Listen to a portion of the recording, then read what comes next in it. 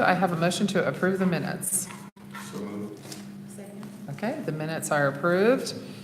And we have one item under updates, reports, and presentations, and that is disparity study presentation. And if I recall, Councilman Keith Young asked for this presentation. And Jade, I think you're, well, however you guys are organizing this. Yes, Rosanna and I okay. are both going, so. Okay. Go ahead and introduce yourself. I'll introduce myself. I'm Roseanne Mulcahy, currently the Minority Business Program Manager, Community and Economic Development. And Jade Dundas, Capital Projects Director. And thank you for the opportunity to come in today and present the disparity study and the work that we've done on equity and inclusion associated with contracting and procurement.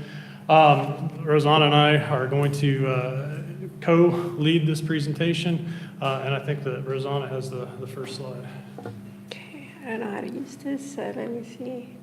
Yes, so we have a little agenda, which is disparity study overview, equity action plan efforts, disparity study recommendation, and things that we plan on doing moving forward. I thought that a disparity study overview was very important to start the conversation, so we are all on the same level. I want to address that the disparity study included 10 counties, not just the city of Asheville. And for professional services, it included the 10 counties plus the city of Charlotte. I also want to point out that this disparity study will help us if we decide to go that way, becoming race and gender conscious program. So that's why I thought this slide would be important to us. And you can read here about, are you going to talk about conscious, what that means? Yes. Okay. Mm-hmm. Okay, so really the efforts go a little bit back of beyond what we've known about with the disparity study results. The disparity study was released to the public in November of 2018. But the 2 years prior to that, up to now, we've been working off the Equity Action Plan. So the disparity study evaluated the disparity between the contractor availability and utilization for minority and women-owned businesses in the Asheville area, as Rosanna had explained. The Equity Action Plan actually was multifaceted, and it is focused on identifying equity inclusion efforts on multiple fronts, multiple areas that are listed here. Community engagement, capacity and infrastructure, decreasing race-based disparities in our community, workforce equity, and then to highlight contracting and procurement. A lot of our efforts up to this point in time were not necessarily driven exclusively by the disparity study. A lot of the efforts started before, and we've had 2 work groups convene, and Rosanna and I are both participants on the recent Equity Action Team addressing contracting and procurement. So the disparity study, again, two actual plans that we're discussing here. Disparity study recommendations taken directly out of the executive summary of the disparity study address overall annual aspirational goals, data collection, prime contract opportunities, subcontract opportunities, and contract goals. So we'll go also through the Equity Action Plan efforts. You will see some similarities. There are some things that don't quite touch, and we understand that those are things that we'll need to add as we move forward. And that, in particular, are the goal setting. We do have certain situations where we have set goals for disadvantaged businesses and small businesses, but that's an area that we understand we need to focus on as a result of the disparity study conclusions. As I said, the Equity Action Plan goals for contracting and procurement, our contractor engagement, policy change related to minority business engagement and outreach, improved MWBE contractor availability database and information, approved data collection and management through all city departments, and create measurable business outreach requirements for contracts less than $30,000. So I will spend a little bit of time on this to indicate that Like I said, you don't see goals in these other than in the title. You don't see it as part of the individual goals. We do understand, again, that that's something that we need to pick up. But where you do see focus is the contractor engagement, the pieces in the disparity study that involve subcontractor and prime contractor information. Rosanna's got a work plan that's going to address that. The policy changes that we know need to be made will really work in that direction for engagement and trying to help contractors, MWBEs, become more involved. One thing that was specifically mentioned in the disparity study and also covered in the equity action plan are items 3 and 4 with regard to data collection. One of the products, one of the deliverables of the disparity study was a contractor availability list. So we can use that information and start working on with those contractors to start a better solicitation process with regard to contracting. But what's important also, a big step forward, is that through the efforts of the equity action team, but also specifically finance department, they have looked at the addition of a Munis module that allows us to do it's an add-on to our enterprise management system. And what that does is it allows us to actually register the available contractors in that 10-county area and actually use that information to be more specific in our outreach to those contractors. So right now we have to, and we will continue to have to work through the interactive procurement system, which is a state system. But this will allow us to bring those advertisements and that outreach more local and be able to contact the businesses that are registered in that program. Additionally, something that was very, very specifically stated in both of the recommendations and this goal is number 4, the improvement of data collection. One thing that the disparity study pointed out is that we have not done a good job of understanding our utilization of subcontractors. Actually it's a form from the old minority business plan. It's a minority business form 5. We are working at trying to roll that into all future contracts, that a contractor will have to submit that form, which lists the subcontractor, minority business classification or woman-owned business classification, and then the amount spent in any given application period. We're working in the direction of requiring that in order to process a pay application. So we will be able to collect the information. Where that's important is that the efforts that we make in trying to advance the equity and inclusion in contract procurement need to be measured, and that will be our mechanism for measuring it regularly. Rosanna's got a requirement to do an annual study. It's really difficult to put together. We're hoping in the coming years that gets a lot easier to put together on a monthly, quarterly, annual basis. And then one other area where we have a lot more flexibility, and it was identified as one of the goals, is to create measurable business outreach requirements at 30,000. We can use the databases that we're putting together, the contractor availability list, and do more specific outreach to contractors. And that is an area where we could actually set a goal very easily. And so as a modification to the work we've done or an addition to the work we've done, that will be most likely an area where we concentrate. That also develops a subcontractor pool, which we know we need to grow the contractors and help them to become primes in the future, and that is certainly an area of focus. We presented to, and I'm going to hand this back just a second. We presented to the HRCA last week. Some of the things that feedback we got out of that, we answered some questions. They had a lot of questions about data. They'd also asked about where can we push the boundaries a little bit with regard to our contracting and procurement.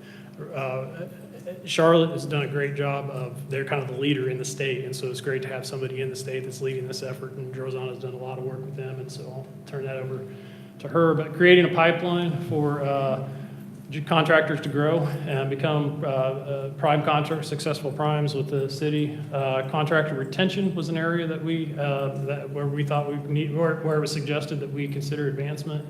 And I think that's just identifying the contractors, getting them to work into a regular contract cycle.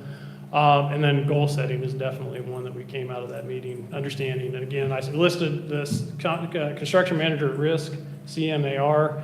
We have had some success with the River Arts District and the U.S. Cellular Center at establishing goals. That's where we tell the identified prime contractor that you must use 10% disadvantaged businesses in the case of River Arts District because it's a federal contract. And they were, in both of those cases, they're very successful. They have a lot more flexibility in the outreach with regard to the contractors.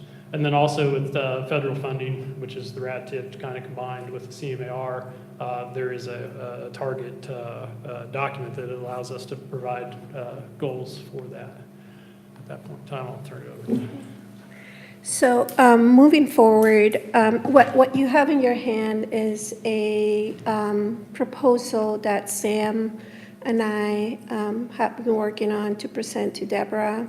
So your meeting kind of came before we were able to present it to her. So I felt like I should show it to you because I want you to know that we're working, besides the equity team, we are working in our department to better the results of the disparity study. That's why you have this presentation. But from there are two very important items that I pulled out that I thought are vital for us to move forward in providing equity and inclusion to our minority-owned businesses, especially to the African-American community. One of them was race and gender conscious measures. We talked about it on the very first slide. So in order to have a race and gender conscious program or measures, we needed a disparity study. So the disparity study is the tool in a way that it's going to allow us to do that if we decide to go that way. That hasn't been decided. We think that it's something that we need to work with legal and other individuals higher than me to decide if we're going to do that. My recommendation would be I would like to go race and gender conscious to be more effective. So what would... That would mean you would have to rewrite the policy. Policies, yes. So what would that mean for stricter good faith efforts? For example, we have a good faith efforts where prime contractors go out and look for subcontractors. We read their documents and we're like, yeah, you're fine. Or I may say, no, do a little bit more outreach or something, but I don't really have any legal bearing on doing that. In the city of Charlotte, what they're doing is, so to award a contract is the lowest responsible. So what they're doing in Charlotte is that they're not just saying you're the lowest and you submitted your paperwork correctly. You know, what they're doing is they're also looking at their good faith effort, the outreach that they've done to minority businesses as part of the responsiveness. So that's where we would need to work with legal to incorporate that, and that would be a policy change. We would have, based on availability, goal setting per project. So we would say drywalling 2%, painting 5%. So we would be able to set those up for the subcontractors to bid with the primes. And then that's where the lowest responsible comes in. We will be looking at the responsiveness part of it to ensure that minority business outreach is being actually done.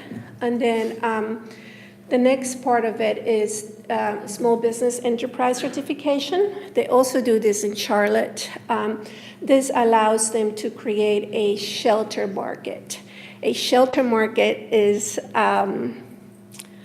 it's illegal to say set aside, but it's basically what it is. But you're doing it legally through a shelter market once you have businesses that are certified as small business enterprise, and that does have to be race and gender neutral. But we could work it in a way that businesses are competing for bids against other businesses that are at the same level. For example, no economy of scale effect. So bigger companies can place a very low bid because their economy of scales, which right away kicks out the lower income business owner. And that's one of the things we're trying to avoid with this. We've spoken to finance, and we're hoping to include mobilization payments, which would allow the business owner to have a certain amount of money in front before the project, to start the project, and then also include prompt payments. I feel like once we do this small business enterprise and we create those race and gender conscious measures, we'll be able to increase our vendor pool, and we will have a better vendor retention, which were two of the things that they were asking at the HRCA meeting. My plan is, if everything goes through, that the businesses that we are able to certify, they graduate once they reach a certain income level, and then we would track them for at least 3 years to ensure that they're still being successful and that we can support them in any way possible. So that's what I have to say. And thank you, Rosanna. I'd just say that the Equity Action Team continues to do work on all of those fronts that were previously listed. Our team is active in trying to address the identified goals for in the Equity Action Plan. Will continue to roll in the disparity study, and Rosanna's efforts are individually in the department are certainly pushing us in that direction. We're the Equity Action Team's there to help her in whatever way we can. And another little note that I had made that I wanted to make sure that everyone knows is the total business availability that was emailed to us. That is not there. I have it separate. So from the businesses in the 10 counties, including the city of Asheville and Buncombe County, there were 380 total businesses, which is what the study covered. 380 businesses that were ready, willing, and able to contract with the city or government.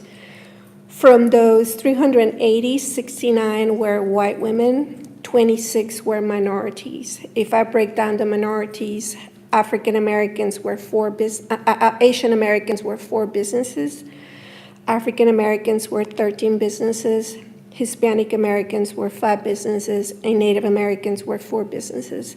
So that's the pool that we're starting with. That's the total pool that could potentially be eligible for a city contract. According to, based on the study, And that's over 10 counties.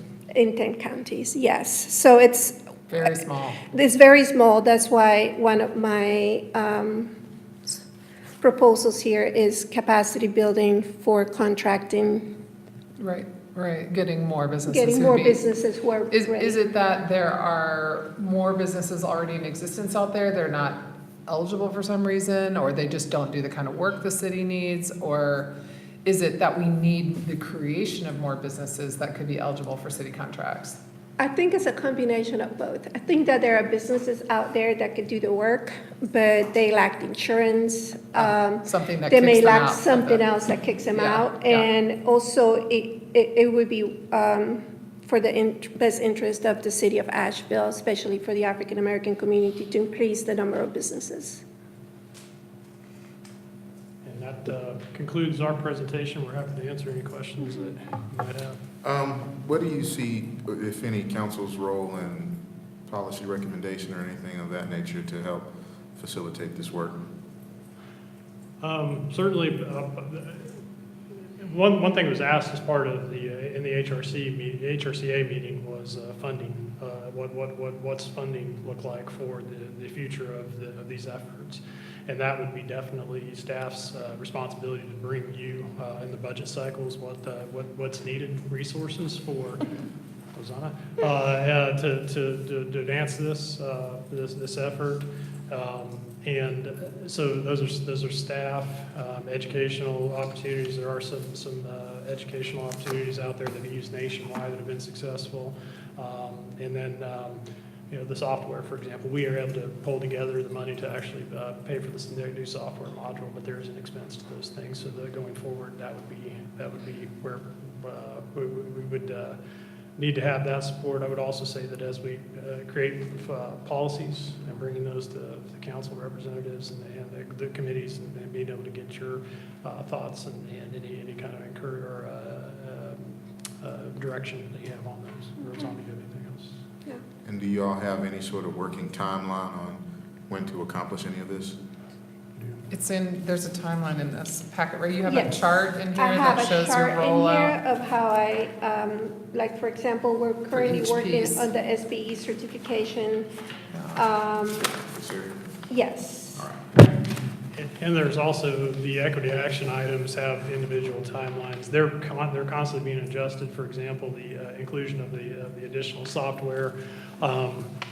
We kind of anticipated the purchase and installation to be a little bit further out, but then when we get it, we understand that the implementation is a little bit of a lag. So we're just constantly evaluating those.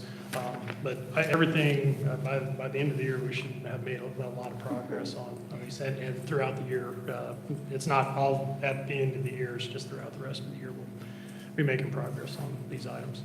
One item that's not in here and we did not mention is community engagement. I'm going to start a project soon with the community co-leader, and we're going to bring together businesses and ask their questions about how do you see this working for you? We want to be inclusive and we want to build relationships. Could you guide us? And from there, we're going to develop our outreach plan for the minority business plan. And I don't know if you read, but it's not going to be called the minority business plan anymore. So if possible. So You're recommending a title change. a name change for the program, for that, yes. And then we hope to have that completed by like August or September, and then from there be able to have everything rolled out by the end of the year, policies and stuff like that. We have 3 areas where we commonly contract people: construction, procurement, and professional contracting. Do we have a list of common barriers that keep people from taking advantage of contracts? That's one of the things that I'm going to be working in the community, because I can stand here and tell you what I think some of those barriers are, but I'm not the community. I'm not living their experiences. So that's one of the things that I hope to gain from this project. So how do we differentiate availability from utilization? According to the disparity study, they, and I wrote that down just in case, they looked at the Dun and Bradstreet for businesses in the 10 county areas, and whoever the city had vendors, whoever the city had done contracts with in the past. That's where they determined that's where they got their number. It was like a 3,000 and something number. It was pretty high. And then when they started to pull the numbers out, some of the phone numbers were bad, some people they couldn't get a hold of. So 380 is who they were able to communicate with. And establish a functioning. So that's where they got their, So it's based off anyone who ever contracted with the city or with any public entity in the 10-county region? it says city vendor registration and businesses available in the Dun and Bradstreet. So they basically took that list and cleaned it up, it sounds like. Yes. They kind of went through it and said what's current. And our And the vendor- reason why I'm asking is because I know there are a lot of IDA programs that help you get your Dun and Bradstreet. There are construction programs that can help you scale up and, get the skills so that you can qualify. So, because I see it's gonna take a collective effort from our community. So if we know the skill gaps and we know what asset gaps will keep people from actually becoming subcontractors or gaining contracts, then it seems like we can have a collective effort, or people can better prepare themselves because they have a checklist of what they need in order to apply. Absolutely, that's one of the, my goals in the small business enterprise certification, getting them certified and working with them as a cohort or group to move them forward.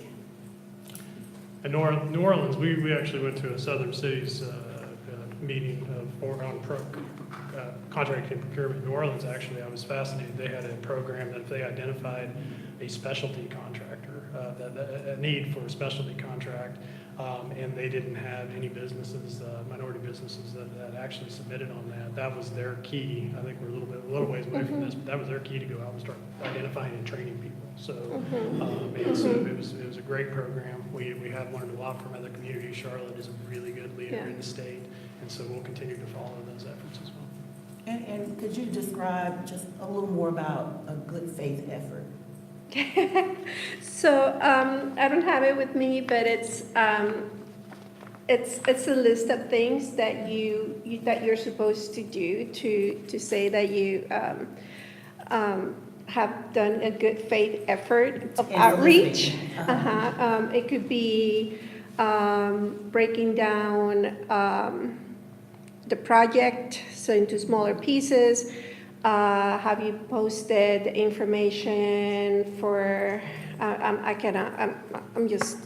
thinking of 7 to 10 days on a place where You might have tracked those. minority businesses may see it. Have you reached the minority business, have you tried to contact the minority business office to see if there's anything that they can help you with? And the list goes on and on. Does that let you select the contractor who actually manages to get minority-owned subs, but bid is higher versus the contractor that came in lower but got no minority-owned business That's what subs? Charlotte is doing. So it does give you that, yeah, Mm-hmm. and that's why you've got to have that disparity study to establish that you're trying to address The a disparities. known need. Mm-hmm. Yeah. Is that Yes. what Form 5 does for our construction contracts? Form 5 would be allow us to track the payments to and the amount of money spent with the But it does contract. identify if you use a minority. Yes, in the good faith effort, if you identified those the subcontractors you were going to use, we would expect to see them in the Form 5. That could be a big motivator if it relieves the pressure of having to be the lowest bid. Yeah, and Charlotte is actually rejecting bids based upon the non-response. So if you have one contractor that does have presents a good utilization of minority subcontractors and the other does not, then you could potentially Yeah, reject. yeah. The reason why I asked about the good faith effort is because Asheville is kind of rough terrain when it comes to finding minority and women-owned businesses. So I was just thinking about what type of roadmap do we give, because our city is nuanced. Yes, we would definitely, we're looking at developing those good faith efforts, but I think they have to be based on, I'm not a lawyer, there's a lawyer here, but, so it based on some laws, maybe it's what is required, But on the yeah, other hand, I mean, how many minority-owned businesses did you say are currently on that list? 26? 26. I mean, you could email all of them directly. Oh, yes. But we're Oh, yes. planning with the end in mind. Yes. Sure, but yes. we're still, I mean, even if we have 100 in 2 years, I mean, to me, it shouldn't be that daunting. You should be able to do that. You should be able to demonstrate that you really reached out to minority-owned business community. Yeah. Especially if you're keeping a list so you can contact people and you'll help them. I'm You'll help them also- make that good faith effort. Yeah, and also, I don't know if Shanika has seen it, but I've put it on Facebook, and like the City of Asheville is looking, and we had some success with that in bringing in minority business owners. especially African-American business owners, because they're not HUB certified, historically underutilized certified, and that's where we would usually go look for them or tell the prime contractors to look for them. I do want to say that for some type of contracts, that in order for it to count as a DBE or MWBE, they do have to be HUB certified. So that is. But you can help them do that, go Yes. through that process. But the SBE certification could be used for local funding and, so it could not be used for like state funding or federal funding because those do require their certification. No, I don't have any other questions. I would say that I would be interested in checking back in with y'all quarterly to see the progress. I don't know whether it be here on another level. This is fairly new, you said, so I don't know what the, considering that Deborah hadn't seen it, what the appetite is for public consumption yet, even though this is a public meeting, but, yeah, I'd just rather check back with you quarterly and see where we can help fit in and whatever we can do as council members to help facilitate the growth of this program. Thank you.